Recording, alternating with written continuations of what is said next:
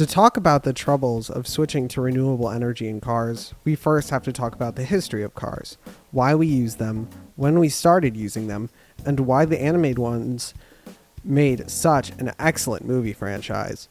Cars were first introduced into the US during the late 1800s. They were initially considered undesirable to ride in, as the smell they produced was highly unpleasant. People were against the idea of these things on their roads, where they walked around stinking up the place and clogging up public areas.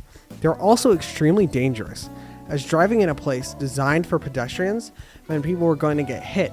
Now the starving children on the streets could get fed an automobile sandwich instead of the standard knuckle sandwich they got from the local bullies. But with the popularization of cars, the notion of get these people out our streets began to rise.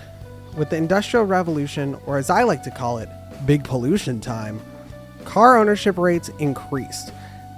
This increased our overall usage of fossil fuels, and more specifically, gasoline.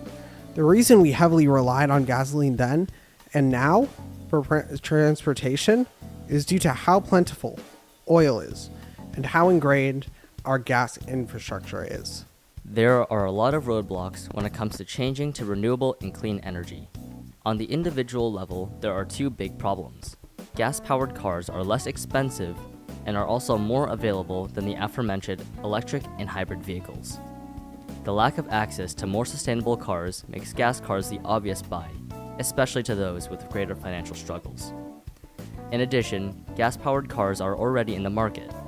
There are approximately 23 million hybrid and electric cars against our 1 billion total vehicles. Another issue is the significant reduction in the use of public transportation after the COVID pandemic. People don't want to put themselves or their families at risk, leading to less use of said public transportation. The roadblocks are very different on the systematic level. The problems are basically everywhere. First, the road infrastructure worldwide is awful in the US, and I'm sure you can think of a horrible road in your regular commute. The big struggle is how difficult it is to fix roadways worldwide. Secondly, cars are significant to so many people. The USA's love for vehicles is so strong, there's an entire animated movie franchise. Although the majority of the problem is traffic and infrastructure, extensive overhauls would be required to fix these problems, which aren't simple fixes. In addition, the US's public transportation is largely inefficient or non-existent, which is why the US makes up 14% of total carbon emissions. The most public transport that most people have access to is buses, and we don't really have many good rail lines besides good old New York City, which is pretty solid. Buses are essential in cutting carbon emissions due to how many people can ride on them simultaneously. This same idea applies to rail lines, planes, and boats. Buses do not nearly have enough access. 45% of Americans don't have access to something that cuts carbon emissions by 45%. Systematically, many developing countries have been dependent on high carbon emitting vehicles, so it only makes sense countries build transportation off of this as well. There are many solutions to these problems. The immediate ones are challenging, as they can take weeks and months. A solution already taking place is giving people more information about pollution, but many people still don't have enough information. We can do our part to help by riding the bus or buying an electric or hybrid car. The government can immediately benefit by changing our infrastructure with an emphasis on making cities more walkable. The government promotes carpooling and public transportation by using more money-based incentives rather than the carpool lane. The liar.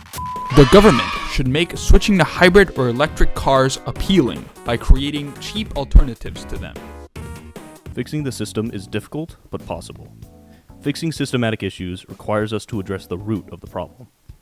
For example, we can create regulations on carbon emissions, exemplify clean energy alternatives, create better infrastructure, incentivize more sustainable practices in manufacturing, and rehaul public transportation systems to be more effective.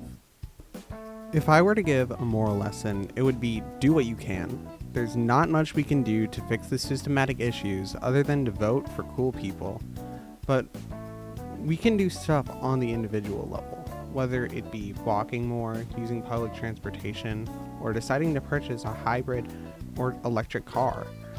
The final most crucial lesson is Cars. Cars is the best Cars movie, followed by Cars 3 and Cars 2. And also, I want to know how car babies work. Anyway, do what you can for yourself and your community in helping the environment through carbon-conscious transportation. For more information and sources, there's a Google Doc in the description that goes into more depth and gives more information about all of this.